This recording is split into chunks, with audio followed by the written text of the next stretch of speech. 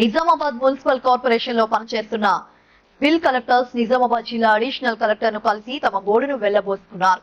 Municipal corporation లో అధికారులు bill collectors ను మానసిక శారీరక ఒత్తిడికి గురి చేస్తున్నారని ఫిర్యాదు చేశారు. ఉదయం 7 గంటల నుంచి రాత్రి 12 గంటల వరకు మున్సిపల్ కార్పొరేషన్ ను ఆర్థికంగా అభివృద్ధి చేయడానికి పనిచేస్తున్న బిల్ కలెక్టర్స్ ను తీవ్ర మానసిక శారీరక ఒత్తిడికి గురి చేస్తున్నారని ఆవేదన వ్యక్తం చేశారు. దళితులైన బిల్ కలెక్టర్స్ ను మానసిక ఒత్తిడికి గురి చేస్తున్నారని తీవ్ర ఆందోళన వ్యక్తం చేశారు. అవుట్ సోర్సింగ్ లో నియమితులైన బిల్ కలెక్టర్స్ ని తొలగించాలని, అలాగే అవుట్ సోర్సింగ్ లో ఎవరిని కూడా బిల్ కలెక్టర్స్ గా నియమించరాదని జీవో ఉన్నప్పటికీ మున్సిపల్ అధికారుల నిర్లక్ష్యం చేస్తున్నారన్నారు.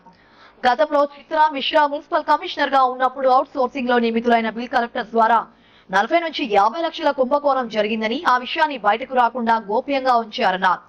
ఇంత జరుగుతున్నా ఇంకా అవుట్ సోర్సింగ్ బిల్ కలెక్టర్స్ తోనే డబ్బులు వసూలు చేయిస్తున్నారని అడిషనల్ కలెక్టర్ కు తెలిపినట్లు సమాచారం ఇచ్చారు.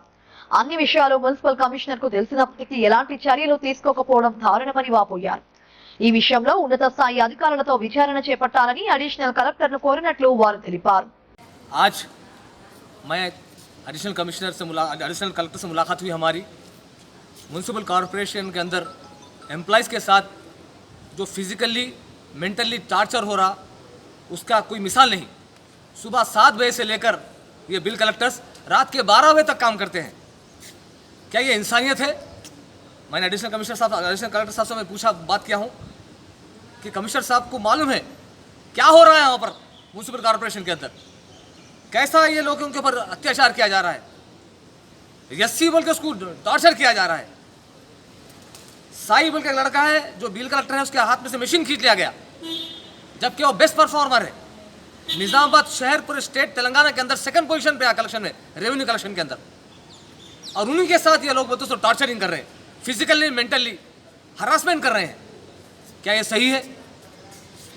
मैंने CBCID इंक्वायरी करने के लिए एडिशनल कलेक्टर साहब से कहा, जो लोकल बॉडीज़ के इंचार्ज भी है।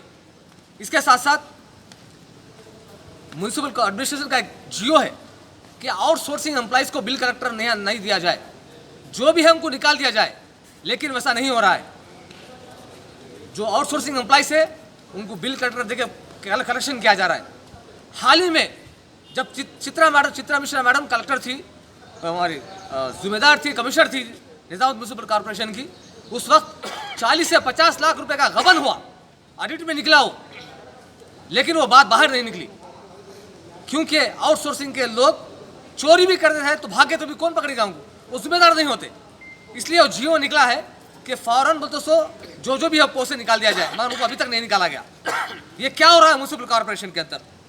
इसके साथ साथ मैंने एडिशनल कलेक्टर साहब से ये भी कहा कि जो एम्प्लॉयज़ 303 से एम्प्लॉयज़ का अपॉइंटमेंट किया गया आउटसोर्सिंग पर, OS पर, कि इन लोगों को PH वर्कर्स के तौर पर काम लिया जाए, यानी बल्दिया के सैनिटेशन में नाली निकालने वाले इस तरीके से काम उनको लिया जाए, लेकिन वैसा नहीं हुआ। आज डिफरेंट डिपार्टमेंट्स के अंदर म्यूनसिपल के डिफरेंट सेक्शंस में कोई कंप्यूटर में बैठे हुआ है, कंप्यूटर ऑपरेटर में बैठा हुआ है, कोई रेवेन्यू सेक्शन में बैठे हुआ है, कोई अलग अलग सेक्शंस में इस तरीके से बैठा हुआ है, जबकि इन लोगों को PH वर्कर्स के तौर पर लिया गया। तो मैं म्यूनसिपल कमिश्नर साहब से पूछ रहा हूँ मीडिया के जरिए से कि कैसा उन लोगों को अपॉइंटमेंट किया जाता, कैसा उनको उस डिपार्टमेंट पे रखा जाता जो आउटसोर्सिंग के एम्प्लॉयज़ है, जबकि PH वर्कर्स है, उनको लेबर का काम उनसे लेने का है, नाली निकालने का, सफाई का काम लेना है, लेकिन वो कंप्यूटर ऑपरेटर्स कैसा बन सकते, रेवेन्यू के डिपार्टमेंट में कैसा काम कर सकते? ये सबसे बड़ा सवाल है निजामाबाद के म्यूनसिपल कमिश्नर साहब के ऊपर। उसके साथ साथ मैंने ये भी बताया कि इनके साथ CBCID इंक्वायरी हो कि म्यूनसिपल कॉरपोरेशन निजामाबाद के अंदर क्या हो रहा है, चाहे वो कोई भी किसी भी किस्म का ऑफिसर हो, चाहे वो IAS ऑफिसर हो, चाहे नॉन IAS ऑफिसर हो, लेकिन इंसाफ होना चाहिए, सही तरह से काम होना चाहिए, करप्शन दूर होना चाहिए, वर्कर्स के साथ, एम्प्लॉयज़ के साथ इंसाफ होना चाहिए। तो आज एडिशनल कलेक्टर साहब मुझे तयखुन दिए कि हम ज़रूर इंक्वायरी करेंगे और इंक्वायरी करके उस पर एक्शन लेंगे। मुझे उम्मीद है अगर इस पर एक्शन नहीं लिया जाए तो मैं हैदराबाद जाऊंगा, रेवंत रेड्डी साहब से मुलाकात करूंगा, PCC working president Mahesh Kumar Goud से मुलाकात करूंगा, म्यूनसिपल मिनिस्टर से मुलाकात करूंगा, और इसके साथ साथ अगर यहाँ पर भी कुछ गड़बड़ी हुई तो मैं दिल्ली जाऊँगा इनके इंसाफ के लिए। तो यहाँ पर ये गड़बड़ी ख़त्म हो, म्यूनसिपल वर्कर्स के साथ इंसाफ हो, इंसानियत का काम हो।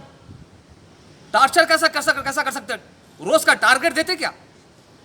मैं पूछ रहा हूं, म्यूनसिपल कमिश्नर साहब से पूछ रहा हूं कि कमिश्नर साहब आप बताइए कि कितने इलीगल कंस्ट्रक्शन हुए, उस पर तुम क्या एक्शन लिए बताइए।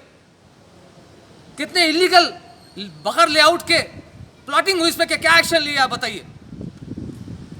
तालाबों की जमीनों को डाल लिया गया, नालों के जमीनों को डाल लिया गया। एक लाइब्रेरी नहीं है माइनॉरिटीज एरिया के अंदर, एक पार्क नहीं है, एक प्लेग्राउंड नहीं है। क्या यही है आपका वर्क? क्या जो कमिश्नर साहब कमिश्नर आ रहे हैं खाली देखने चले आ रहे हैं? खाली गवर्नमेंट ऑफिसर्स और 100% working for the welfare of the public, public के वेलफेयर के लिए ही ऑफिसर्स का काम करना है। यही हमारी गुजारिश है। मैं उम्मीद रखता हूं निजामाबाद के कलेक्टर साहब से, एडिशनल कलेक्टर साहब से और म्यूनसिपल कमिश्नर साहब से भी मैं उम्मीद रखता हूं कि वो इंसाफ करेंगे इनके साथ में। जय हिंद, जय भारत।